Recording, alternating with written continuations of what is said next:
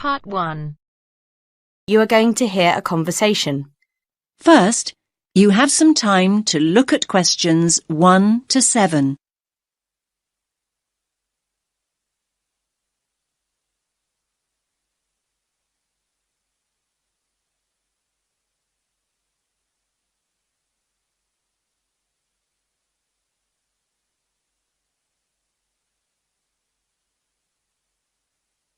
Listen carefully to the first part of the conversation and answer questions 1 to 7.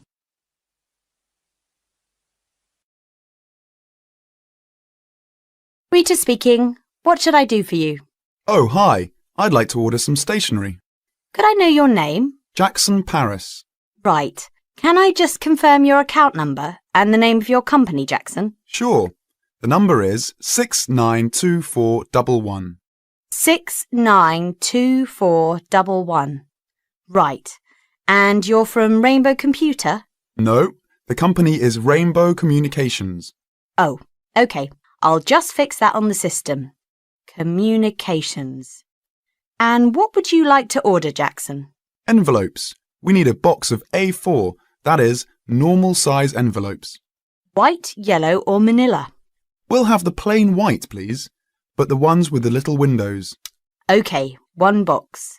A4, white. Just one box, was it? On second thoughts, make those 2 boxes. We go through heaps of envelopes. As a matter of interest, are they made from recycled paper? No, you can't get white recycled paper. The recycled ones are grey, and they're more expensive, actually. Right, we'll stick to white then. Something else, Jackson? Yes, we need some coloured photocopy paper. What colours do you have? We've got purple, light blue, blue, light green, whatever you want pretty much. There are 500 sheets on the pack.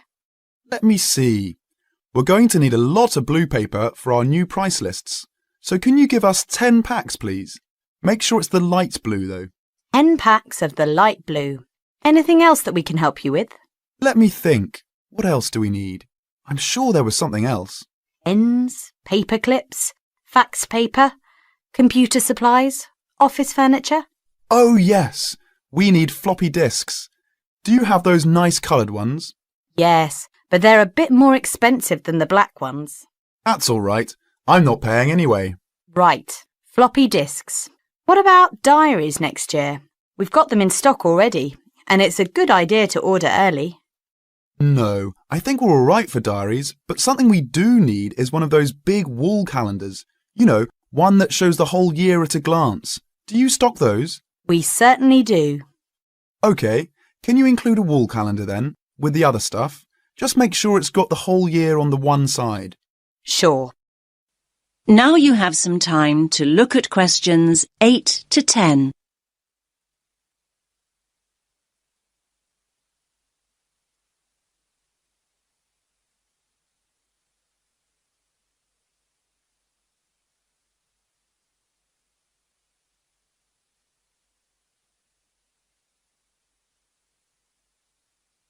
Now listen to the next part of the conversation and answer questions 8 to 10. And do you have a copy of our new catalogue? No, I don't. But would you send one? Yes, I'll pop one in with the order. You'll find it a lot easier to remember what you need if you have our catalogue in front of you next time. Yes, good idea. And when can you deliver this? Should be with you tomorrow morning. Can you make sure that it's not after 11:30 a.m? Because we have to go out at 12. There's only myself here on Fridays. Fine. I'll make a note in the delivery docket that they should deliver before 11:30. Thanks very much. Thanks.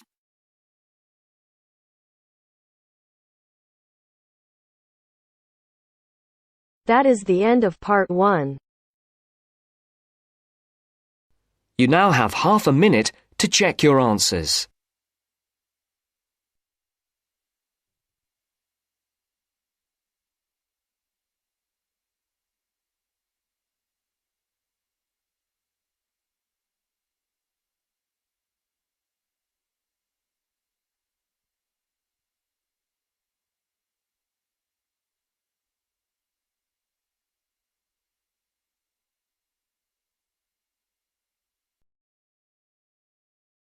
Now turns to Part 2.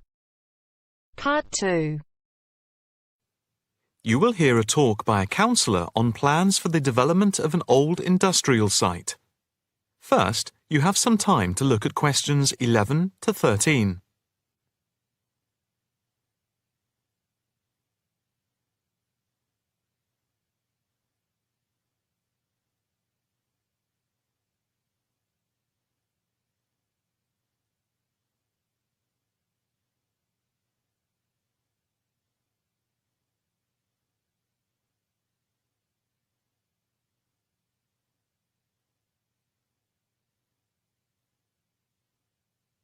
Now listen carefully and answer questions 11 to 13. Good afternoon, ladies and gentlemen. My name is Councillor Norma Boyd, and welcome to this exhibition about the development of the old paper mill factory and gasworks site, which has been lying unused for more than a decade. There has been pressure on the council to use the land to build a training centre and a small business park. However, we have been encouraged by local people to create an open area for the benefit of the community, providing much-needed space for recreation. And I now have pleasure in announcing that the plans for the creation of a park, to be called Park Royal, and for flats, have now been approved. I'm also pleased to announce that we have secured sponsorship from local organisations. More detailed plans of the developments are available from the council website, details of which are in your pack. In the meantime, I'd just like to take you through the plan here on the screen. Before you hear the rest of the talk, you have some time to look at questions 14 to 20.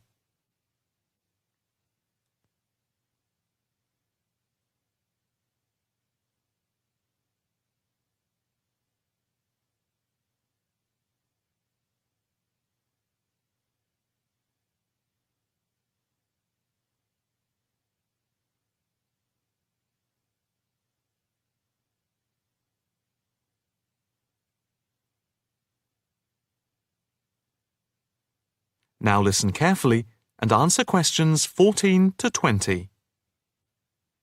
If we start here at the bottom, you can see Parkside Street, where the main entrance to the park is. On the left of the entrance, in the bottom left-hand corner of the plan, there will be a block of 40 studio flats. On the other side of the entrance, there will be some workshops for local businesses. There will also be another entrance here, on the top right, which leads into Pear Street. Here, in the centre of the park, we will have an ornamental lake with paths radiating north, south, east and west to the different areas of the park. In the top right-hand corner, just by the Pear Street entrance, there will be a large sports area with 2 football pitches and 4 tennis and volleyball courts. Just here, beside the pitches, on the same side of the path, will be an outdoor swimming pool. Now, in the top left-hand corner, a walled flower garden is planned with a rockery and a water feature with walkways, seats and lots of shady areas for the summer. Next to this, a sculpture garden is also planned. Now, let's see. Just here, below the walled garden, there will be a grassy amphitheatre with a permanent covered stage for open-air concerts. We hope that local schools and colleges will use this theatre to showcase student work. In the bottom left-hand corner of the plan, you can see that above the block of flats there will be a play area for children, and directly to the right of this, just near the main entrance, there will be a wild area. More trees will be planted here, and in the middle will be built an educational centre for use by local schools to encourage children to take care of the wildlife and look after the trees and plants.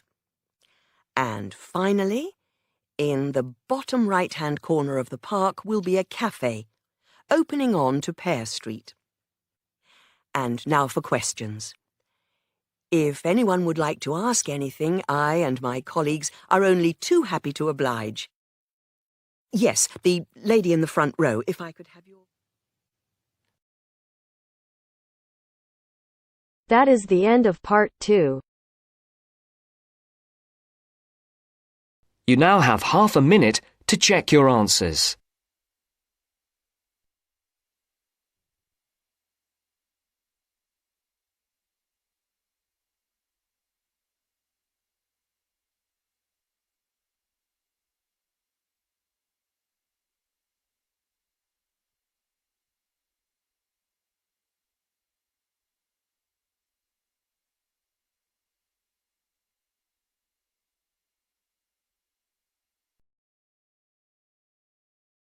Now turns to part 3. Part 3. First, you have some time to look at questions 21 to 26.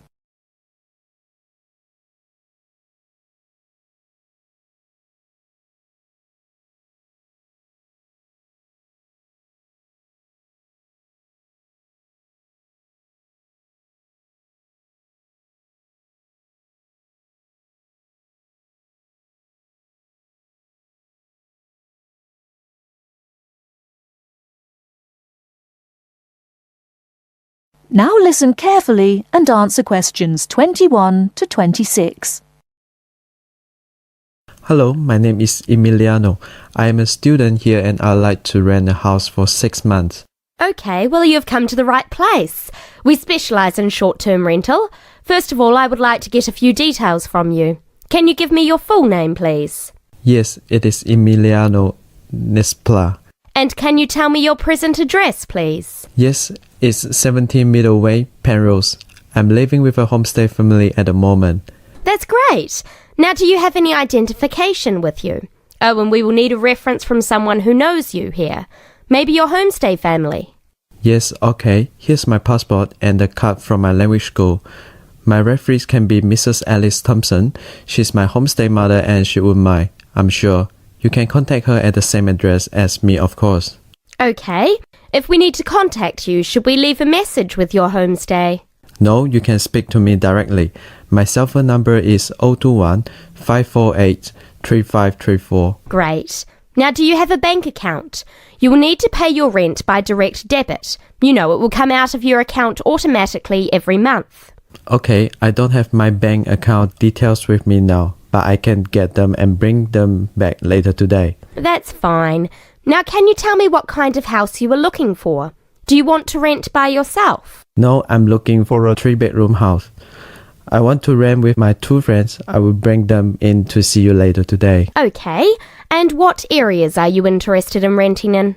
Well, here's a map. Can you see my school?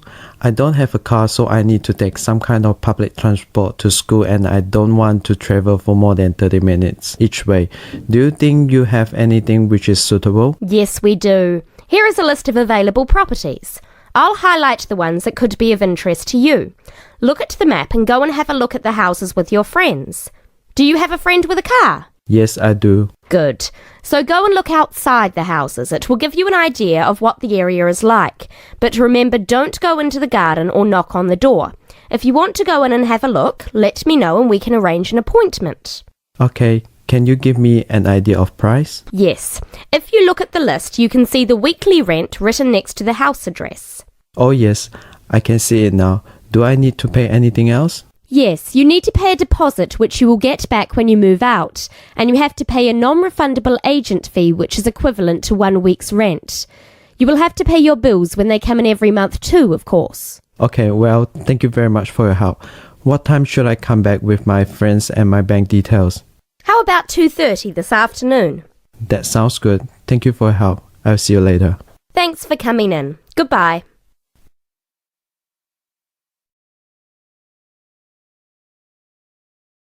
Before you hear the rest of the talk, you have some time to look at questions 27 to 30.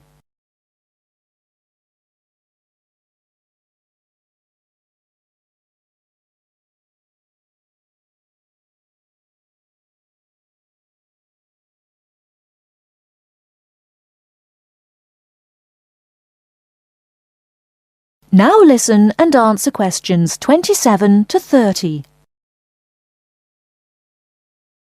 Hey, don't throw that can away. Why not? I finished with it. Yes, but you can recycle things like that. Oh, I haven't got time to recycle everything I throw away. That's a terrible attitude. Don't you care about... Hello, you two. Hi, John.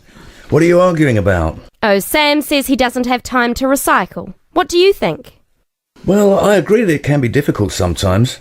Do you always recycle everything then, Mary? Yes, I think everyone should. I mean, look at the state of the planet. If we don't all start making an effort now, it could be too late. Well, one of the reasons I don't recycle as often as I should is that I don't really know where to go. There are no recycling facilities near me. Well, I know I said I haven't got time, but actually there is a bottle bank near the supermarket just up the road. So I suppose there are limited local facilities. So you can do your recycling outside the supermarket? Yes, but like I said, only limited. It's only a bottle bank. Well, I don't have a car, so it's very difficult for me, but I still do it. Sometimes a friend comes over and we take our recycling together, but not very often. So if your facilities are limited, then mine are very limited. Well, I suppose if you go to all that trouble, I might make more of an effort. Good. If it was up to me, I'd encourage more people to recycle. How? Well, how about some kind of incentive? A reward for anyone who makes an effort to recycle? That's a good idea. But if you think everyone should recycle, then why not penalise those who don't recycle instead of giving something to people that do? If there was a fine for anyone caught throwing recyclable materials in the rubbish, people would take more notice. Well, now you're going too far. Do you really want anyone going through your rubbish just to check if you're following the rules? No, I don't think fines are a good idea. Well, I think we should be doing something. Anyway, I have to go. I've got my social science class next. See you later. Yeah, see you later. Bye.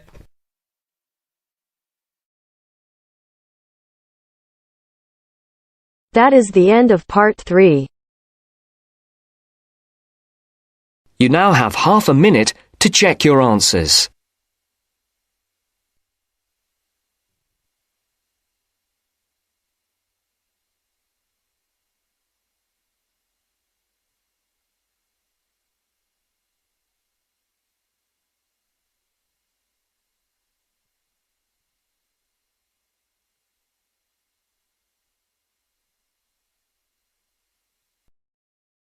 Now turns to part 4.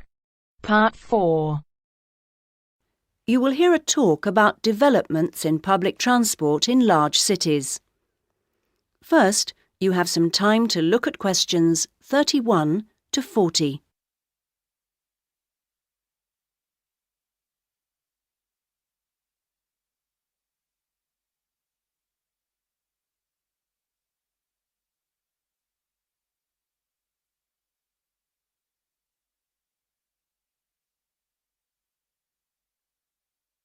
Now listen to the first part of the talk and answer questions 31 to 34.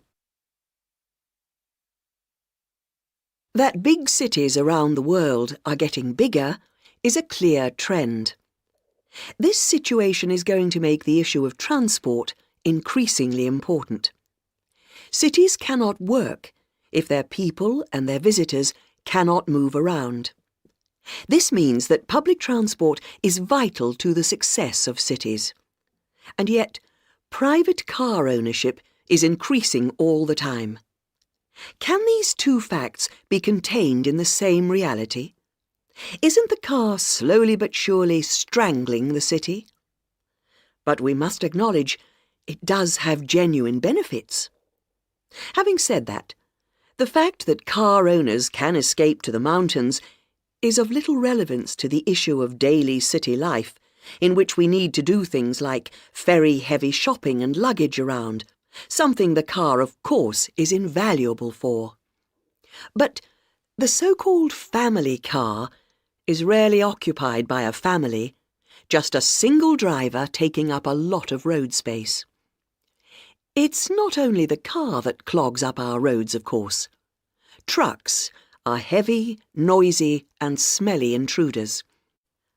But it's hard to persuade companies to opt for rail freight rather than road. They argue that it is cheaper and more flexible, and trucks are undoubtedly able to go when you want, where you want. The cost claim is false, however.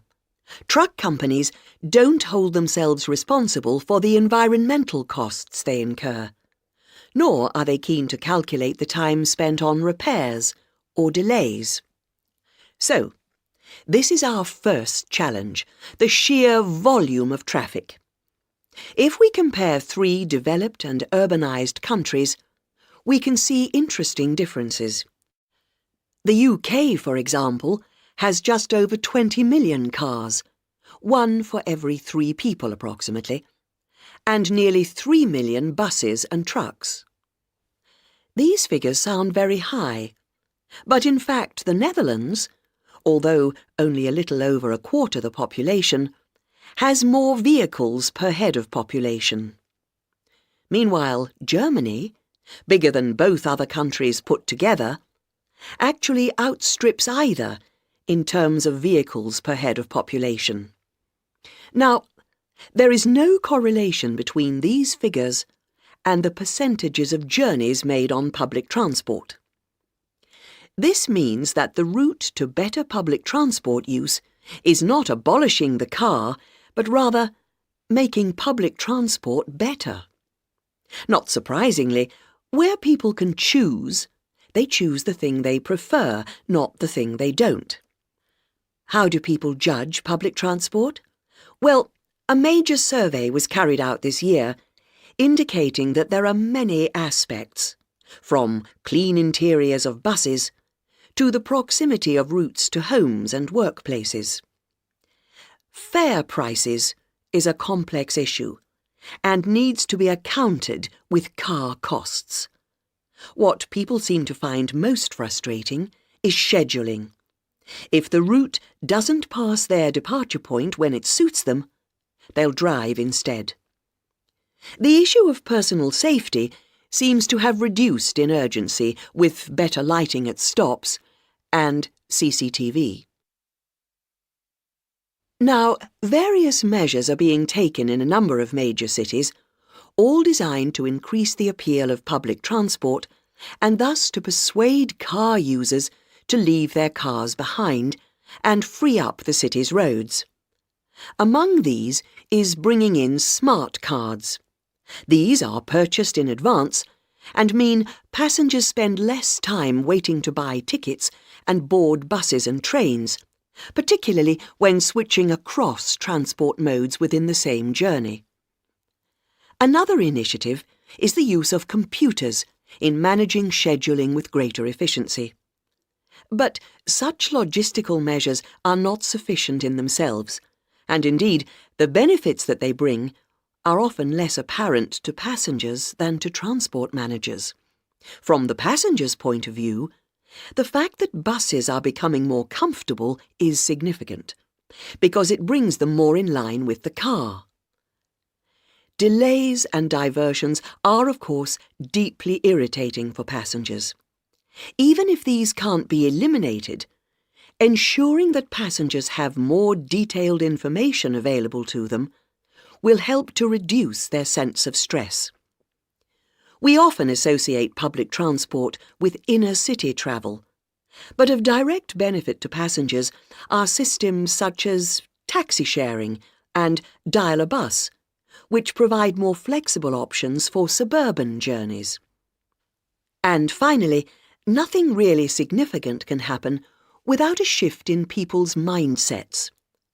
The way we travel is an expression of our values about many things. Companies operating public transport are slowly but surely finding it possible to sell their services as a public-spirited alternative to the car, as awareness of environmental issues has increased radically in the last few years. Overall, then, this combination of steps and changes has a good chance of shifting the city out of the car and onto the bus and train. That is the end of part 4. You now have half a minute to check your answers.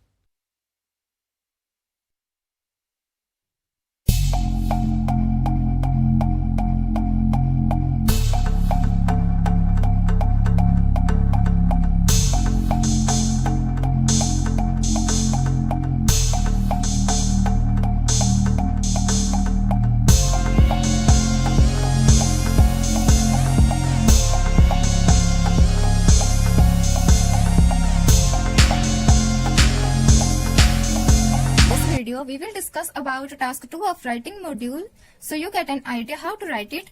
So without wasting any time, let's start with the question. Now look at our today's topic. The children who grow up in a family short of money are more capable of dealing with problems in adult life than children who are brought up by wealthy parents. And to what extent do you agree or disagree? Means the children who grow up in a poor family are good problem solvers in adulthood as compared to children who are brought up by wealthy parents, means rich parents. And to what extent do you agree or disagree means how far we are agree or disagree with this statement.